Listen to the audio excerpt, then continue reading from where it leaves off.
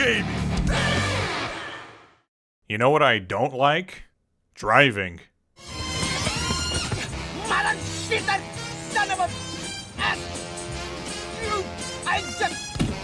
The experience of actually driving, especially in a big city, is oftentimes one of pure frustration and anger, punctuated by instances of pure terror, and occasionally a bit of unrestrained violence. Fuck you, bitch. Oh, suck my cock, asshole! Traffic jams for miles, people cutting you off left and right, and extreme bouts of road rage are just some of the reasons I've never been a fan of driving. In fact, the only time I've ever gotten any joy out of it was when I borrowed my brother-in-law's Ford truck that was about the size of Gravedigger, and I was flooring it down a vacant Texas highway blasting some ZZ Top.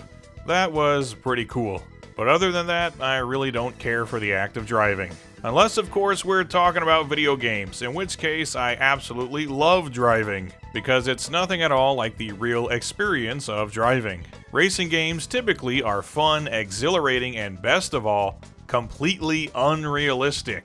And that's why I like them. And that's why it baffles me that there's such an interest in driving sim games. You know, games that supposedly simulate the real experience of driving. Stuff like Gran Turismo, American Truck Simulator, Tokyo Bus Guide, and this new one called City Driver, where you're encouraged to drive sensibly and not make contact with any cars, pedestrians, or objects. Pussy. Games like this sap all of the fun out of driving games for me, taking away the very things that make them enjoyable in the first place. Also, they're kind of bullshit in their premise because they don't really simulate the experience of driving. At least not for me, because when I'm actually driving, it doesn't look anything like Gran Turismo. Oh, god damn it! I don't care if you're old, seize the gap! You old fat bitch! You fat bitch! After sitting through something like that, I start to wish that there was a game that not only let you drive as recklessly as you want, but actually rewarded you for it with points and trophies, and encouraged you to do as much damage as possible, treating your car like some sort of weapon of vehicular mass destruction. We are in desperate need of something that will destroy a car and annihilate any traces of a human being. Let me see what I got.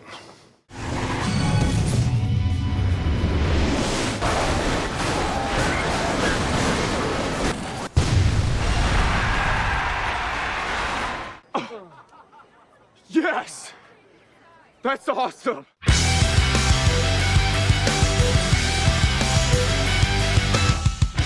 Now that's more like it. Burnout Revenge on the PS2, released in 2005, and this just might be my favorite racing game of all time.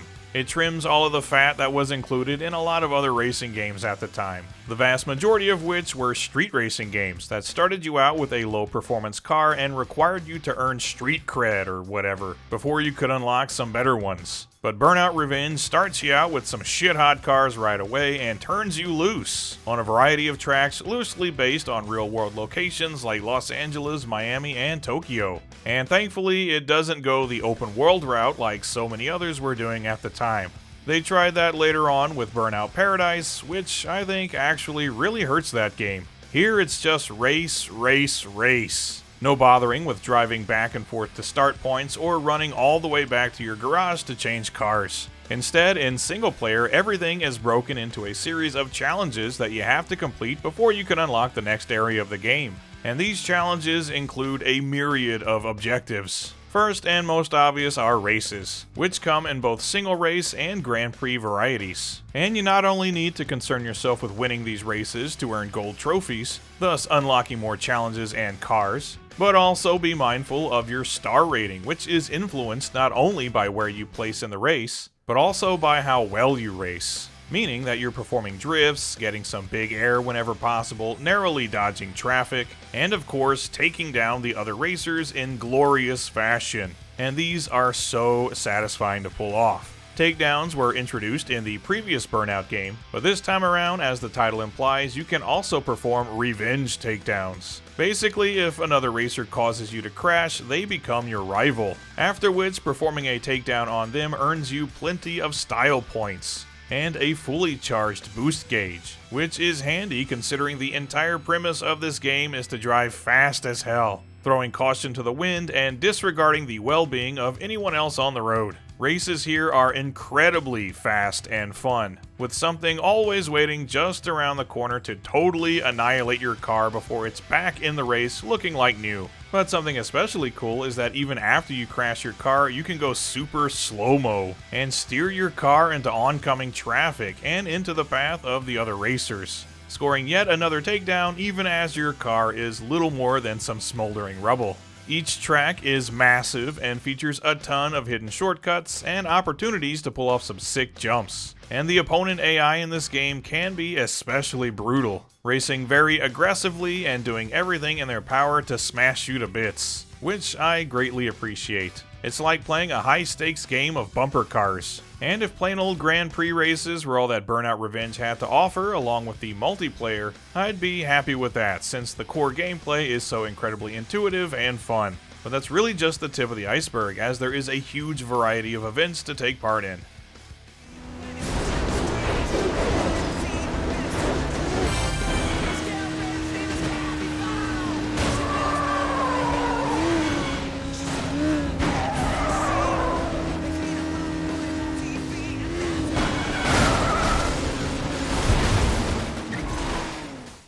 For starters, there are the Eliminator races, which feature a race clock that counts down from 30 seconds. And each time it hits 0, the car in last place explodes into a fiery wreck. And this continues until only one car remains. So it's kind of like the Highlander of racing modes.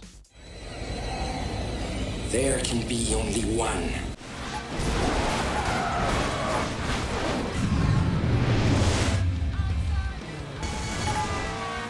It's extremely fun, and you especially feel the pressure when the clock is counting down and you're right on the edge of victory and complete destruction.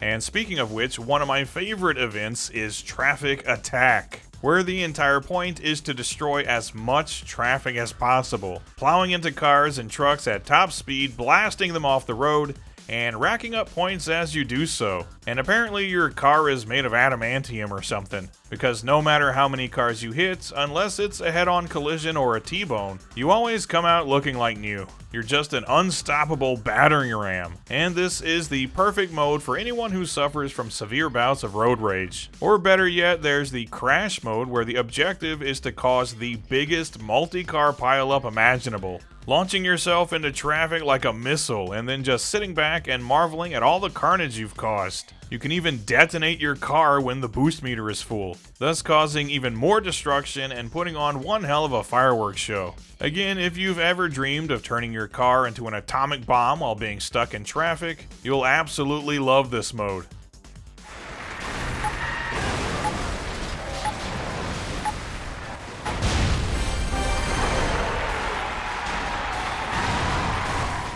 Aside from that, there are also time attack races and reverse races, which gets a little more mileage out of the tracks available here. And of course, there's also multiplayer for up to 6 players. But at its core, Burnout Revenge just strips away all of the things that can make a racing game a bit tedious for someone like me, who doesn't necessarily want to spend all day customizing cars or sitting through a story about being the new guy in the racing scene, and instead delivers an instantly satisfying pick-up-and-play arcade-style racer that, even if you're only playing single-player, offers you a ton of fun races and events to enjoy, with more cool cars and tracks to unlock as you progress. In short, in terms of gameplay, Burnout Revenge has everything I like in a racing game, and nothing I don't, which is why it's one of my all-time favorites. And that's not even mentioning the fantastic graphics and sound that, even to this day, 20 years later as I'm recording this, are still pretty impressive. What's more impressive though is that even though this is the PS2 version of the game, and there is an Xbox 360 version, the difference in visuals isn't as stark as you might expect, because aside from some minor differences, the two look more or less the same, which is to say that they're both highly detailed and colorful games with some great looking car models. And with a few exceptions, mainly in the crash mode, the PS2 version runs at a constant 60 frames per second, which is very impressive. And this game somehow didn't have to sacrifice its visuals for a good frame rate or vice versa. The sound design is also really good, primarily the sounds of cars smashing into each other and exploding into balls of fire. But Burnout Revenge also features a soundtrack that, aside from a few jingles or menu music, is 100% licensed, consisting of rock bands and techno artists from the mid-2000s. So if you're a big fan of Chemical Brothers, CKY, or Avenged Sevenfold, you'll really enjoy it. Otherwise, maybe have some music of your own handy. I personally could take or leave the music they used here, but for the purposes of having something to race to, it's not bad. So that's it. Burnout Revenge for the PS2, one of, if not my all-time favorite racing game, delivering what I think is a near-perfect arcade racing experience, filled with thrills, chills, and bone-crushing spills. If you generally don't like racing games, this just might be the one to change your mind, as it's just pure pick-up-and-play fun that doesn't waste your time, with a bunch of customization options, uninteresting characters, or quote-unquote realistic driving gameplay. Just jump into a race and kick some ass. So if anyone ever asks you, I was just wondering if you wanted to hang out with me and smoke weed and fill our bellies with diet soda and play Burnout Revenge for the PS2. you say hell yes, because Burnout Revenge is awesome.